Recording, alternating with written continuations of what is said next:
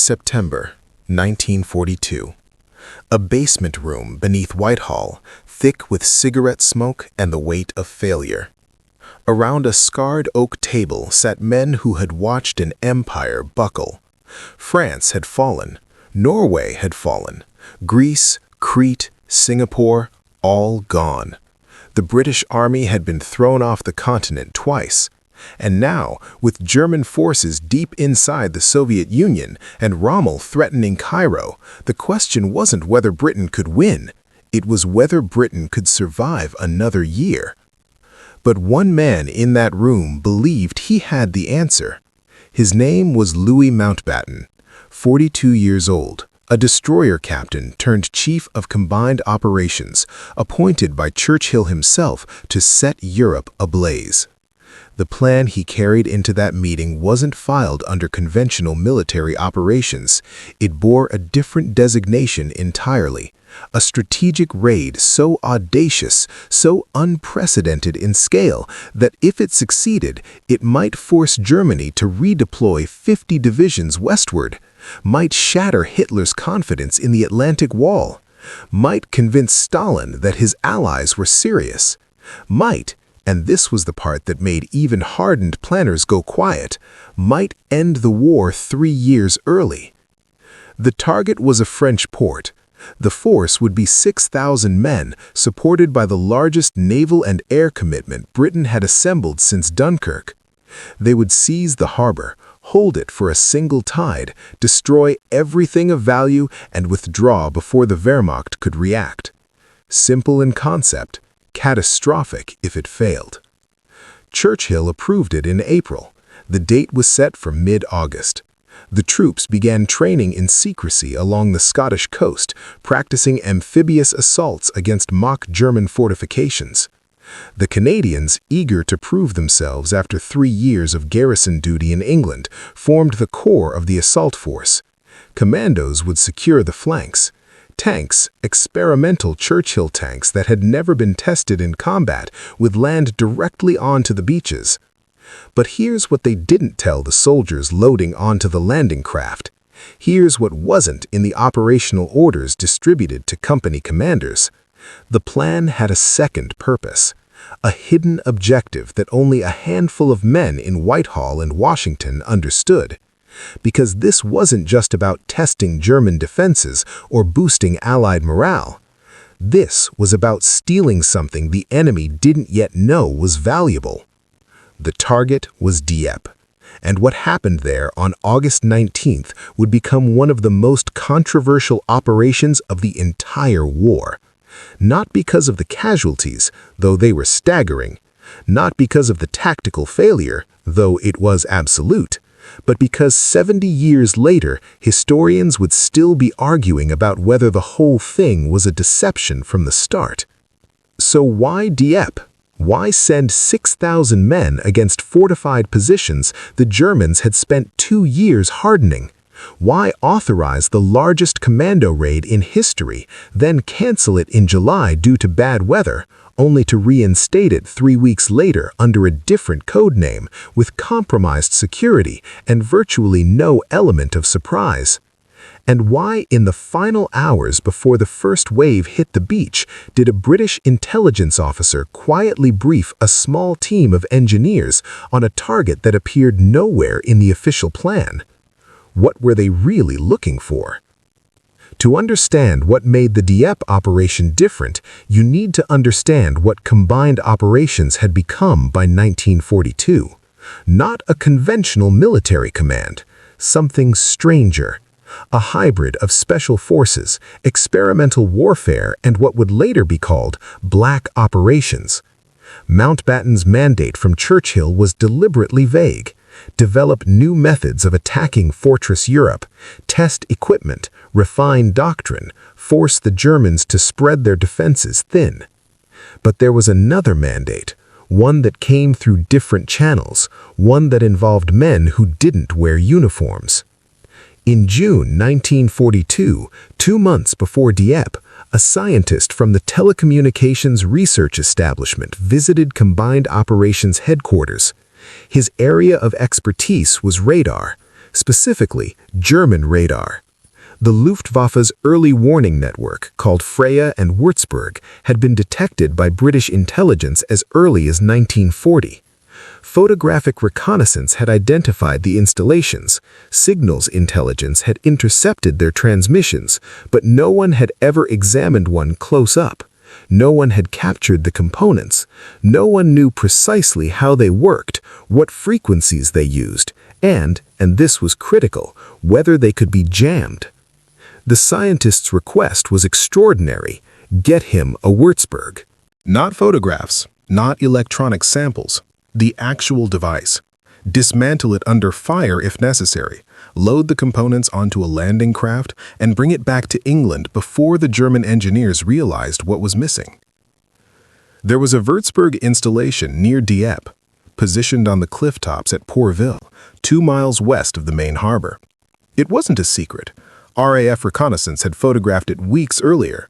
But what made this particular radar valuable was its location, close enough to the planned assault zone to be reachable, isolated enough that a small team might seize it in the confusion, and equipped, according to signals intelligence, with the newer rotating mechanism that British scientists desperately wanted to study. So now the Dieppe plan had 2 objectives. The official one, test German coastal defenses, destroy harbor facilities, capture prisoners for interrogation, and withdraw. The classified one, seize a Würzburg radar, dismantle it, and extract it before German reinforcements arrived. They didn't tell the Canadians. They didn't tell most of the commandos. They assembled a 12-man team, mostly RAF radar technicians and Royal Engineers, none with combat experience, and briefed them separately. Their code name was Cogsort. Their target was a farmhouse on the cliff tops. And if anyone asked what they were doing, they were to say they were forward observers for naval gunfire. But here's the question no one has satisfactorily answered. If the radar was the real objective, why design an operation that required seizing an entire town? Why not send a small-scale commando raid, 30 men in and out under darkness, the way the British had successfully raided Bruneval 4 months earlier? Why risk 6,000 men for a piece of equipment you could steal with 60? Unless the radar wasn't the only secret objective. Unless there was something else in Dieppe, something the planners needed destroyed or captured or verified, something important enough that they were willing to accept catastrophic losses as the price of reaching it. The morning everything went wrong. 0452 hours, August 19th. The first landing craft grounded on the shingle beach at Puys, the eastern flank of the assault. The Canadians stumbled out into a storm of machine gun fire. The Germans weren't surprised. They'd been waiting. Some accounts say a coastal convoy had accidentally run into the invasion fleet hours earlier. Some say French resistance communications had been intercepted. Some say the Germans had simply maintained full alert every night for the previous 3 weeks after intelligence suggested a canceled operation might be reinstated. Whatever the reason, the element of surprise, the one advantage amphibious assaults possess, was gone. At Puys, the Royal Regiment of Canada was slaughtered on the beach. 60% casualties within the first 15 minutes. The survivors pinned against the seawall, unable to advance, unable to retreat. At the main beach in front of Dieppe, the Essex Scottish and Royal Hamilton Light Infantry ran into interlocking fields of fire from pillboxes the naval bombardment hadn't touched. The Churchill tanks that were supposed to support them bogged down in the shingle or threw their tracks on the promenade. 29 tanks landed, none made it more than 100 yards. By 0530, the operation was already a disaster. By 0600, it was a massacre. But at Pourville, on the western flank, something different happened. The South Saskatchewan Regiment came ashore 4 minutes early. The Germans weren't fully alert. The commandos pushed inland, seized the village, and began moving toward their objectives. Among them, almost invisible in the chaos, were the 12 men of Cogsort. They had one mission, one target, and approximately 90 minutes before German reinforcements cut them off. They found the farmhouse. They found the Würzburg installation exactly where reconnaissance had predicted, And in a firefight that lasted less than 20 minutes, they did something extraordinary. Under fire, with German troops closing in from 3 directions, they dismantled the radar's receiver unit, photographed the wiring, removed the klystron amplifier, the critical component British scientists had never seen intact, and carried it, along with a section of the rotating antenna, down the cliff path toward the beach. The entire Cogsort team made it back to England, every single one. While around them, 2/3 of the Canadian assault force was being killed, wounded, or captured, these 12 men, untrained in combat, equipped with screwdrivers and cameras instead of grenades, achieved their objective completely. So, the raid succeeded.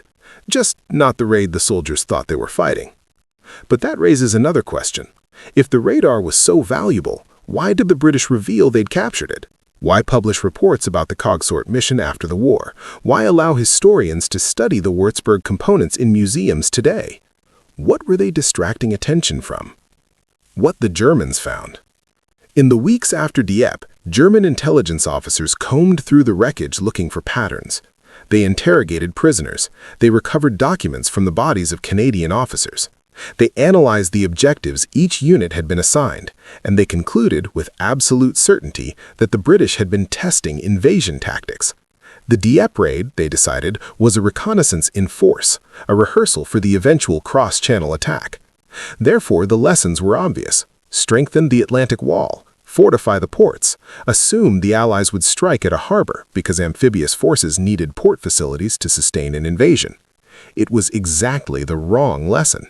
Because when the Allies finally invaded in June 1944, they didn't attack a port. They brought their own, the Mulberry harbors, artificial ports towed across the channel and assembled off the Normandy beaches. They landed on open coastline, not fortified harbors. They did everything Dieppe had supposedly proven was impossible. Unless Dieppe was designed to fail in precisely the way it did. Unless the objective was never to hold the port. Unless the entire operation was a deception, a way of teaching the Germans the wrong lessons while quietly achieving objectives they'd never recognize. The radar theory is satisfying because it's documented. Cogsort happened, the Würzburg was captured. British scientists studied it, developed countermeasures, and used that knowledge to protect bomber streams over Germany for the rest of the war. That alone might justify the casualties at Dieppe, if you believe intelligence is worth blood. But there are inconsistencies, small things that don't fit, like why the radar installation wasn't destroyed after Cogsort extracted the components. German engineers repaired it and had it operational again within a week. Like why British intelligence never jammed the Dieppe-Würzburg during the raid itself, even though jamming technology existed by mid-1942. Like why captured German documents show no awareness that their radar had been compromised, no changes to frequencies, no modifications to procedure, no indication they understood what had been taken. And then there's the other detail, the one that didn't emerge until declassified files were released in the 1970s. 36 hours before the Dieppe raid, a second team received orders. Not Cogsort, a different group. Their objective wasn't on the operation maps. It was a building in the town itself. Not the harbor facilities, not German headquarters. A hotel, converted by the occupation administration into offices. The team was told to reach the second floor, locate a specific filing cabinet, and photograph its contents. They were given no explanation, just a building number, a floor plan, and strict orders not to engage unless necessary.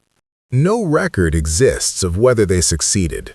The unit's after-action report remains classified, but 3 members of that team were among the last men evacuated from Dieppe, pulled off the beach in the final withdrawal.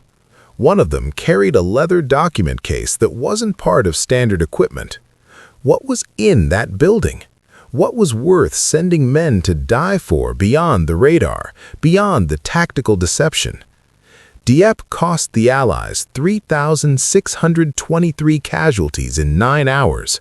The Canadians suffered 68% losses, higher than any division would experience on D-Day. The Royal Navy lost a destroyer and 33 landing craft. The RAF flew 2,617 sorties and lost 106 aircraft. For 2 years, it was considered a humiliating defeat, a strategic blunder, evidence that amphibious assault against prepared defenses was impossible.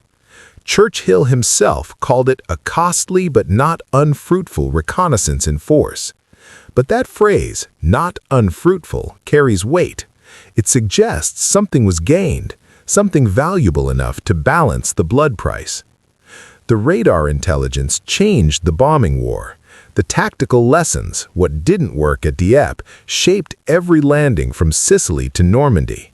The deception worked. Hitler became obsessed with defending ports, leaving beaches vulnerable.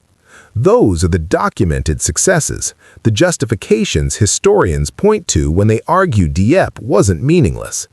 But intelligence operations succeed precisely because their true objectives remain hidden. The Würzburg story is public because it's acceptable. It satisfies the need for explanation without revealing anything strategically sensitive. Real covert operations leave no trace. They succeed in silence. And if you wanted to hide a critical intelligence objective within a larger disaster, you'd do exactly what combined operations did. Create multiple public objectives, ensure one succeeds spectacularly, and let historians debate the failure for decades while the actual prize remains classified. What was in that hotel? We may never know. The files that might explain it remain sealed under Britain's 100-year rule. The men who knew are dead. The operational records were either destroyed or buried so deep in the archives that even Freedom of Information requests come back empty. But consider this. In late 1942, 6 months after Dieppe, the Allied code-breaking effort at Bletchley Park suddenly began intercepting and decrypting a new category of German signals, high-level communications between Berlin and occupation authorities in France. Messages that revealed Wehrmacht dispositions, defensive plans, and logistical vulnerabilities that would prove decisive when the invasion finally came. No one has ever explained how Bletchley gained access to those signals. The official history credits improved cryptanalytic techniques. But signals intelligence doesn't work in a vacuum. You need the enemy's codebooks, their encryption protocols, their authentication procedures. You need something physical, something you can't intercept electronically, something you have to steal. Here at Undiscovered World War II, we examine the operations that didn't make the textbooks, the secret missions, the hidden agendas, the sacrifices that were never meant to be understood. Dieppe was sold as a raid. It was executed as a disaster. But perhaps it succeeded in ways we're only beginning to understand. The Canadians who died on those beaches believed they were testing Hitler's Atlantic Wall. They were told their sacrifice would inform the invasion to come, and it did, just not in the way they imagined. Because sometimes the most effective military operations are the ones history records as failures. Sometimes you win by appearing to lose. And sometimes the real battle isn't for the objective everyone can see. It's for the thing no one knew was there.